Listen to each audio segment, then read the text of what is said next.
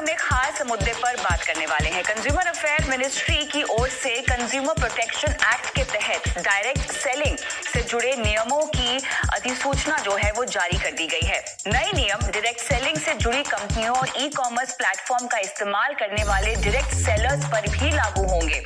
इस विषय पर एक्सपर्ट्स के साथ हम विस्तार से बात करेंगे, लेकिन आखिर ये पूरा मामला क्या है, देखिए इस रिपोर्ट में।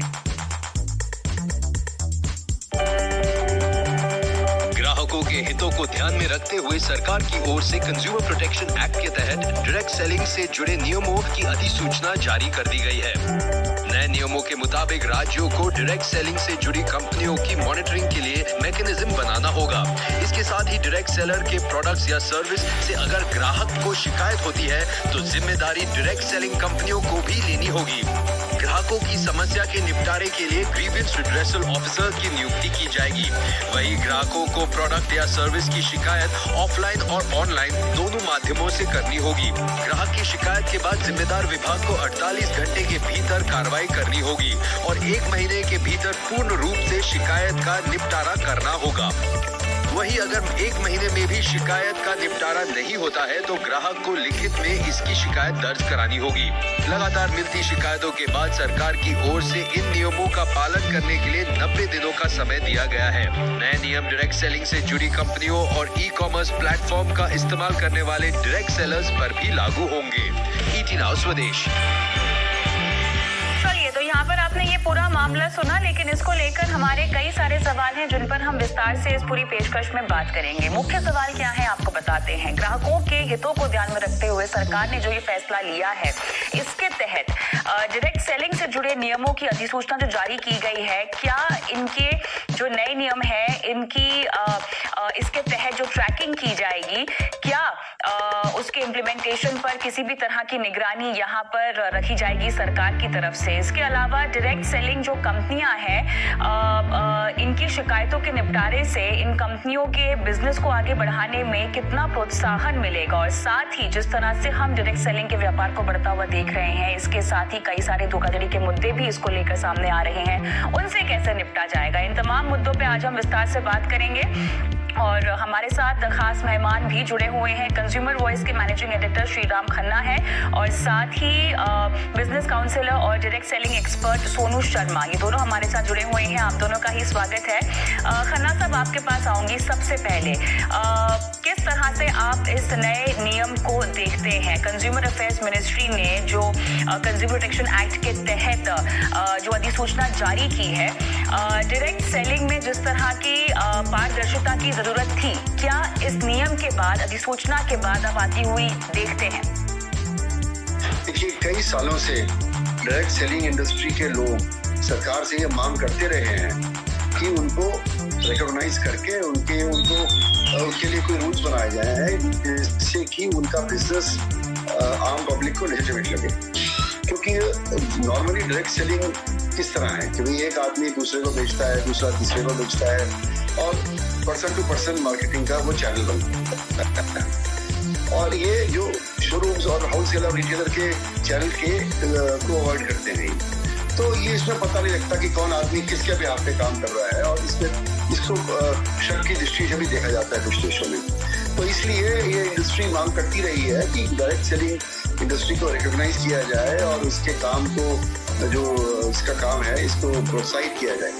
और वो ये चाहते थे कि इस तरह के रूल बने, और मैं सोचता हूँ कि जो लोग डायरेक्ट इंडस्ट्री में हैं, डायरेक्ट मार्केटर्स हैं, उनको इसका स्वागत करना चाहिए, और हम उपभोक्ताओं के बिहाफ पे इनका इस रूल्स का स्वागत करते हैं। जी चलिए, आप तो कह रहे हैं कि आप इन नियमों का स्वागत करते हैं, लेकिन सोनू शर्मा जी, अगर आप मुझे सुन सकते हैं, दर्शकों को हम बताना चाहते हैं विस्तार से कि ये नए नियम क्या है और किस तरह से एक्सेप्टेंस डायरेक्ट सेलिंग को लेकर इन अधिसूचना के बावजूद आप बढ़ती हुई देख रहे हैं। मुझे आपका आवाज आ रहा है मैम?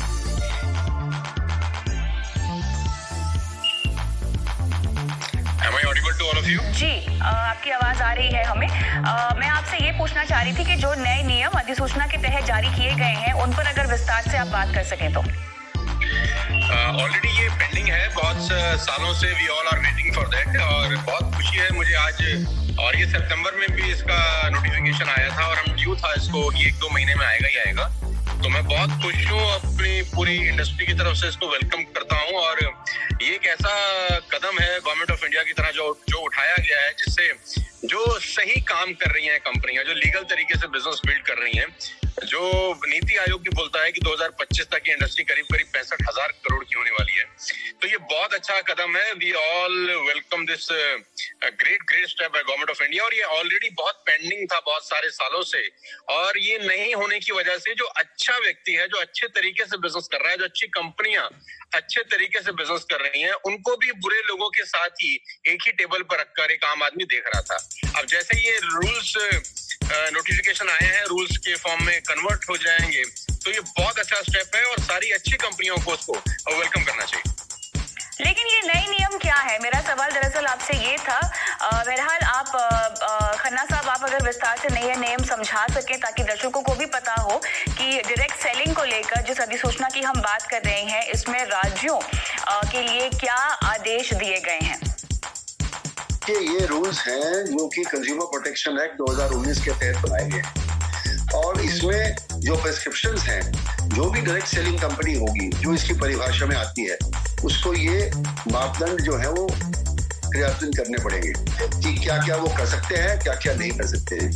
जैसे कि उनको अपने जो ऑफिस है उसका एक चिन्ह देना पड़ेगा कि उनका जो हेड ऑफिस है, जो मेन प्लेस ऑफ बिजनेस है, वो क्या है, ताकि कोई उनसे कॉन्ट्रैक्ट करना चाहे तो वो कर सके। अगर वेबसाइट के माध्यम से वो अपने डायरेक्ट सेलर्स को सपोर्ट करते हैं तो उसमें क्या क्या होना चाहिए, क्या नहीं होना चाहिए, उसके बारे में व्याख्या की गई है। तो ये भी बताया गया है कि जो उनके बिहाफ पे सेल कर रहे हैं वो किस तरह से पारदर्शी रूप से कंज्यूमर्स को सारी जानकारी देंगे, और कंज्यूमर्स के मांगने पर क्या क्या इंफॉर्मेशन उनको देनी चाहिए, वो सब इसके अंदर चिन्हित है। मोटी बात यह है कि इस इंडस्ट्री को ये कहा गया है कि आप पारदर्शी रूप से अपना काम करिए, और जो माल बेचते हैं उसके बारे में, माल के बारे में, उसकी गुणवत्ता के बारे में, उसके दाम के बारे में, उसके ब्रेकअप के बारे में, उसकी वारंटी के बारे में, उसकी गारंटीज के बारे में, वो सारी इंफॉर्मेशन कंज्यूमर को दे, जिसके बेसिस पर वो ये स्टडी कर सके और फिर वो खरीद सके। और अगर उसको कोई प्रॉब्लम लगती है, कोई शिकायत है, तो वो फिर शिकायत आपको करेगा,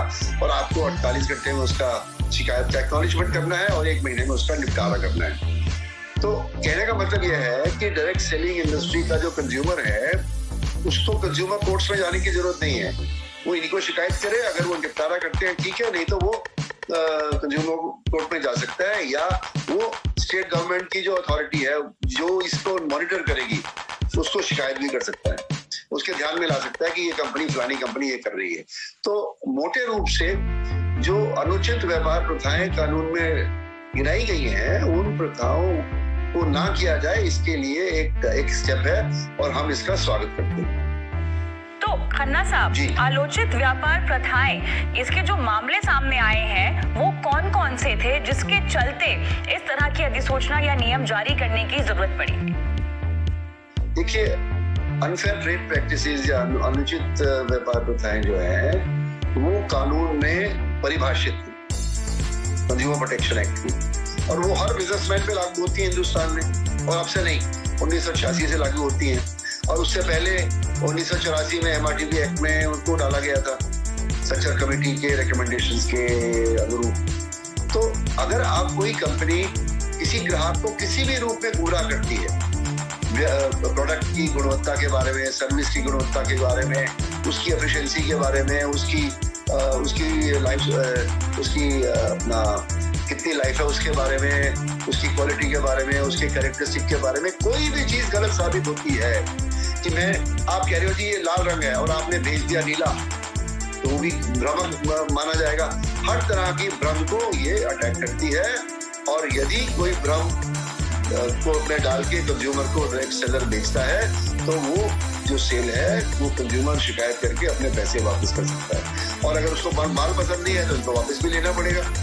तो ये एक तरह का इस तरह के रेगुलेशंस हैं जिससे कि अगर ग्राहक खुश तो सब खुश, और ग्राहक शिकायत करेगा तो उसकी शिकायत की भरपाई इनको करनी पड़ेगी। तो हम इस रूल्स का स्वागत करते हैं, और ये इस इंडस्ट्री को और इसके बीच से जो रिलेशनशिप्स है उनको अच्छा बनाएंगे, ऐसा मेरा मानना है। तो किस तरह की शिकायत के लिए किस तरह से भरपाई होगी, इस पर हम बाद में आते हैं। लेकिन सोनू शर्मा जी, आपसे मेरा सवाल यहाँ पर ये है कि कंपनियों कहा गया है कि वो एक मॉनिटरिंग मैकेनिज्म को कंपनी में स्थापित करे। ये किस तरह के मैकेनिज्म की बात हो रही है, किस तरह से इसको स्थापित किया जाएगा, इसकी ट्रैकिंग कैसे की जाएगी? कंपनी के लेवल पर अगर मैं समझना चाहूँ तो जिम्मेदारी इस अधिसूचना के बाद कितनी बढ़ गई है ताकि पारदर्शिता मेंटेन की जाए? ये बेसिकली मैं आपको बताना चाहता हूँ प्रॉब्लम है क्या। प्रॉब्लम ये है मैम कि जितने भी लोग डायरेक्ट सेलिंग के नाम पर मनी सर्कुलेशन चला रहे हैं, ये एक्ट बेसिकली उन पे लागू होता है। बहुत सारे लोग डायरेक्ट सेलिंग के नाम पर मनी सर्कुलेशन प्रोसेस चलाते हैं। ₹1 का जो प्रोडक्ट है उसका कॉस्ट, उसका MRP, उसका रेट इतना ज्यादा डिमांड किया जाता है लोगों से और वही बीच का पैसा लोगों में रोटेट किया जाता है। प्रॉब्लम यहाँ से शुरू हुआ। दूसरा प्रॉब्लम सबसे बड़ा उसके अंदर ये है कि रिक्रूटमेंट बेस्ड जो इंसेंटिव दिए जाते हैं कंपनीज के द्वारा उसको रोका जाए। रिक्रूटमेंट बेस्ड रीबाइंग का प्रोसेस बहुत सारी कंपनीज में नहीं है, सिर्फ रिक्रूटमेंट बेस्ड पैसा दिया जा रहा है जो मनी सर्कुलेशन एक्ट के अंदर भी इलीगल है। तो अभी इस लॉ के क्या कहते हैं फ्लोर पे आ जाने से बहुत सारी कंपनियां जो सिर्फ और सिर्फ मनी सर्कुलेशन चला रही है नेटो मार्केटिंग के नाम पर, उन सब पे शिकंजा कसा जाएगा और सही कंपनी जो काम कर रही है उनको बहुत अच्छा काम करने का मौका मिलेगा। अभी मैं इसमें एक बात और ऐड कर देना चाहता हूं कि जितनी भी कंपनीज पिछले 4 से 5 साल के अंदर रजिस्टर्ड हुई हैं, उसमें बहुत सारी कंपनी ऐसी हैं जो सिर्फ और सिर्फ मनी सर्कुलेशन कर रही है डायरेक्ट सेलिंग के नाम पर, और इसकी वजह से कस्टमर का बेहद नुकसान हो रहा है और एक कस्टमर को भ्रम की स्थिति बनी रहती है कि इतना पाक साफ बिजनेस, इतना शानदार बिजनेस को वो एक शक की नजर से देखने आता है, क्योंकि 10 अच्छी कंपनी रहती है और उसमें से एक बेईमान निकल जाती है तो बाकी सब लोग 9 को भी बेकार तरीके से देखना शुरू कर देते हैं। तो ये बहुत स्वागत योग्य एफर्ट है और इसका, जैसा कि सर बता रहे थे, कि इसका इंतजार बहुत सारे सालों से था और we are very thankful to the government of India कि ये फ्लोर पर आ गया फंड। तो सोनू शर्मा जी, ये जो बिजनेस है ये कितना बड़ा है? और आपने यहाँ पे जिक्र किया पिरामिड और मनी सर्कुलेशन स्कीम्स का, जो कि डायरेक्ट सेलिंग कंपनीज कुछ चला भी रही थी। अब इस अधिसूचना के बाद इस तरह की चीजों पर, इन तरह के मामलों पर किस हद तक रोक लगेगी? इंडस्ट्री के विस्तार को लेकर ये कितना बड़ा कदम है? अभी फिलहाल अगर हम देखें तो मार्केट कैप के लिहाज से इन कंपनीज का कितना प्रपोर्शन है और कितनी जरूरत थी इस तरह की अधिसूचना की, ताकि ग्राहकों को ये समझ में आए कि उनकी हितों का ख्याल रखने के लिए कोई ना कोई है, एक बॉडी है जो जिम्मेदारी लेती है और आप अपनी शिकायत भी उन तक पहुंचा सकते हैं। मैम, सबसे पहले तो मैं आपके दर्शकों को और सब लोगों को बताना चाहता हूँ कि पूरे हिंदुस्तान में डायरेक्ट सेलिंग जो अच्छी कंपनियां, जो सही कंपनीज कर रही हैं, एकमात्र ऐसा बिजनेस है जिसमें 100% वाइट की ट्रांजैक्शन होती है। आपको जान के बहुत हैरानी होगी और कस्टमर को मैं बताना चाहूंगा, जितने भी कंज्यूमर्स हैं, कि जो सही कंपनीज हैं उसमें कोई भी बिलिंग, कोई भी प्रोडक्ट अगर सेल किया जाता है तो उसके ऊपर प्रॉपर बिल कटता है। आप कैश ट्रांजैक्शन नहीं कर सकते हैं, नंबर 1। नंबर 2, उसके ऊपर GST एप्लीकेबल होता है जो गवर्नमेंट ऑफ इंडिया को कंपनी डिपॉजिट करती है पर मंथ। नंबर 3, आपको जो भी कमीशन आता है वो TDS करके, टैक्स कट के ही आता है। ये एकमात्र ऐसा प्रोविजन है पूरे हिंदुस्तान के अंदर जहां 100% ट्रांसपेरेंसी होती है और लीगल सिस्टम अपनाया जाता है। आज ये करीब 15,000 से 20,000 करोड़ रुपए का इंडस्ट्री है। नीति आयोग का खुद का ये मानना है, KPMG का खुद का ये रिपोर्ट है कि अगर ये इंडस्ट्री सही रही तो 2025 तक करीब 65 से 70,000 करोड़ रुपए की इंडस्ट्री है, जहां एक आम भारतीय को रोजगार मिलने की अपार संभावनाएं हैं। आज हिंदुस्तान में आपको पता है कोविड-19 के कारण बहुत सारे लोगों को नौकरी की समस्याएं, अनएम्प्लॉयमेंट अपने चरम सीमा पर है। ये एकमात्र ऐसी इंडस्ट्री है जो लोगों को अनएम्प्लॉयमेंट से मुक्त, जो प्रॉब्लम फेस कर रहे हैं लोग बाग, उनको एम्प्लॉयमेंट प्रोवाइड करा सकती है बनस्पत। इस पे आज ये जो नोटिफिकेशन आया है, ये ठीक तरीके से अगर लागू हो जाए, क्योंकि ठीक तरीके से लागू होना बहुत जरूरी है। कानून तो हिंदुस्तान में बहुत सारे हैं, अगर वो इम्प्लीमेंट ठीक तरीके से हो जाए तो मैं आपको बता सकता हूँ कि 2025 में एकमात्र ऐसा उद्योग है जो बहुत सारे लोगों को, हजारों, लाखों नहीं, करोड़ों लोगों को एम्प्लॉयमेंट प्रोवाइड करा सकता है। बिल्कुल सही कहा आपने। जहाँ तक एम्प्लॉयमेंटेबिलिटी की बात है तो लगभग 7 मिलियन से ज्यादा लोग हैं जिनको रोजगार मिल रहा है इस इंडस्ट्री के जरिए। और उसमें भी खास बात यहाँ पर ये है, उल्लेखनीय बात यहाँ पर यह है कि 50% से ज्यादा तो इसमें महिलाएं हैं। और जिन अधिसूचना नियमों की हम बात कर रहे हैं, और इन कंपनियों को लगभग 90 दिनों में जो है इनकी इम्प्लीमेंटेशन और इन नियमों को कंप्लाई भी करना होगा। तो खन्ना साहब, सवाल अब यहाँ पर ये उठता है कि हम डायरेक्ट सेलिंग की जब बात करते हैं तो बहुत सारे अंतर्राष्ट्रीय ब्रांड्स का नाम यहाँ पर आता है। जो भी हमने केसेस धोखाधड़ी के या पारदर्शिता की हमने बात की है, कितना भरोसा मिलेगा या कितना एस्टैब्लिशमेंट में और आसानी मिलेगी इन इंटरनेशनल ब्रांड्स को अपने कदम भारत में रखने के लिए, क्योंकि हम बड़े बड़े नाम देखते हैं, एमवे, टपरवेयर, ओरिफ्लेम, कई तरह की ऐसी डायरेक्ट सेलिंग प्रोडक्ट्स हैं जो इन कंपनियों के हम खरीद पाते हैं। कहीं ना कहीं जिन पॉलिसी स्कीम्स की हम बात कर रहे हैं, मनी सर्कुलेशन की बात कर रहे हैं, इनके ब्रांड को हिट होता होगा इन सब की वजह से। अब ये ब्रांड्स किस तरह से स्टैंड आउट करेंगे? देखिए, जो मनी सर्कुलेशन स्कीम है वो इन रूल्स में कवर नहीं होते। तो कोई मनी सर्कुलेशन स्कीम अपने आप को डायरेक्ट सेलर कह के अपना काम नहीं कर सकता। ये एक इसकी इन रूल्स का एक फायदा होगा। उससे क्या होगा कि जो ये नंबर 2 का काम कर रहे हैं उनको पारदर्शिता अपनानी पड़ेगी और उसमें वो पकड़े जाएंगे। और इसका मतलब यह है कि जो नंबर 2 का काम करने वाले हैं उनके लिए मुश्किल हो जाएगा डायरेक्ट सेलिंग से अपने बिजनेस को बढ़ाना, क्योंकि इन रूल्स को वो फॉलो नहीं कर पाएंगे, और फॉलो करेंगे तो एक्सपोज होंगे तो उनका बिजनेस जिस तरह वो चल रहे हैं उस तरह चल नहीं पाएगा, ऐसा मेरा मानना है। अब सोनू जी को क्या लगता है ये वो बताएंगे। जी सोनू जी।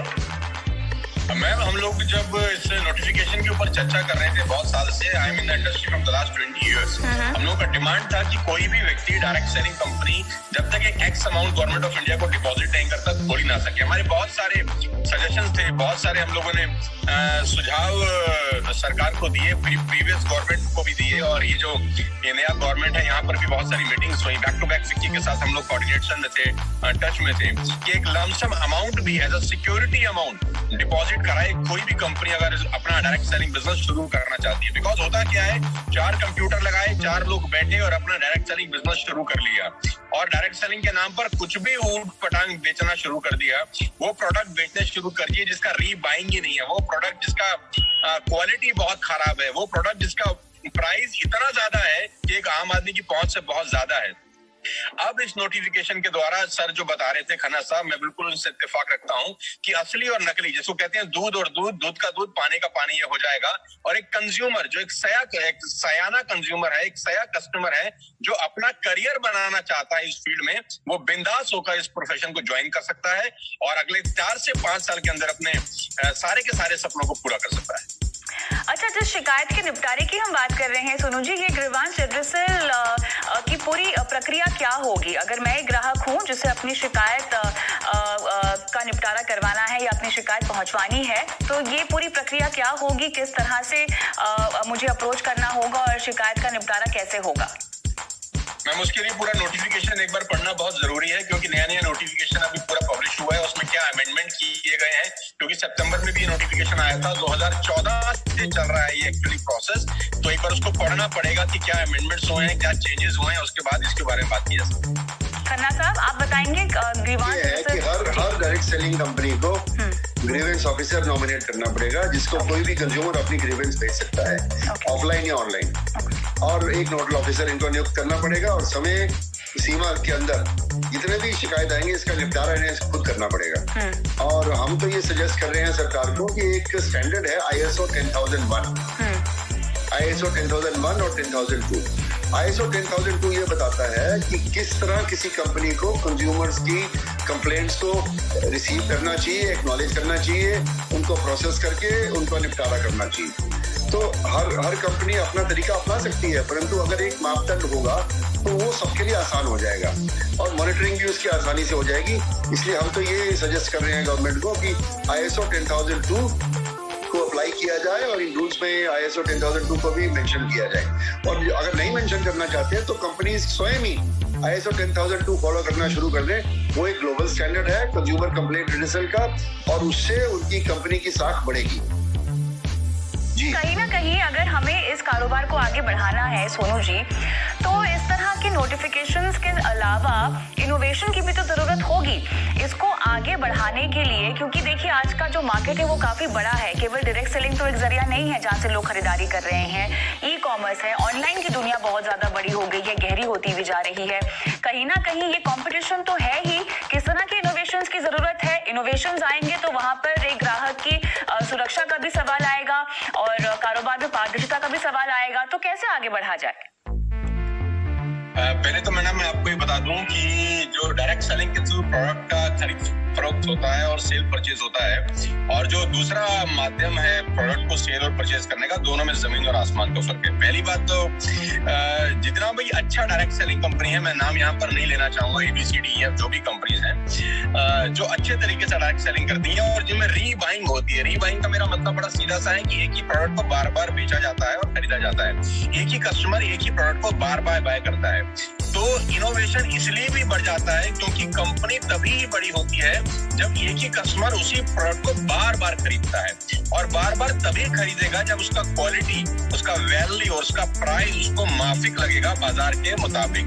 तो ये बहुत ज्यादा जरूरी है किसी भी कंपनी के लिए कि वो इनोवेटिव रहेगी अपने प्रोडक्ट्स की क्वालिटी में, क्योंकि उसका प्रोडक्ट अगर बार बार बिकेगा नहीं तो कंपनी का टर्नओवर बढ़ेगा नहीं। क्योंकि यहाँ पर असली और नकली का भेद मालूम चलेगा, क्योंकि जो नकली कंपनी रहती है वो रिक्रूटमेंट पे पैसा देती है।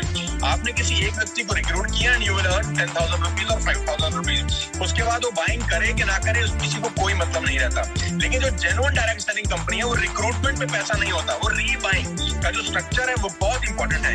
इसीलिए मैं अपने प्रोग्राम्स में बोलता हूँ कि ये कल्टीवेशन का बिजनेस है, हंटिंग का नहीं है। जो नकली कंपनी है वो हंटिंग करती है बेसिकली। तो इनोवेशन करना पड़ेगा सारी कंपनियों को अपने प्रोडक्ट की क्वालिटी बढ़ाने के लिए। प्राइसिंग एक बहुत बड़ा इंपॉर्टेंट रोल प्ले करता है, क्योंकि ई कॉमर्स के ऊपर आपको पता है कि टफ कंपटीशन है।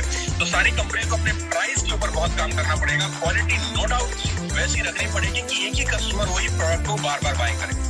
अच्छा, रिक्रूटमेंट के मामले पर थोड़ा सा बात करना चाहती हूँ मैं, खन्ना साहब, अगर आप प्रकाश डाल सके। क्वालिटी ऑफ रिक्रूटमेंट यहाँ पर काफी हद तक मायने रखती है। किस तरह के स्किल सेट और एक्सपर्टीज पर तवज्जो देना चाहिए आपको?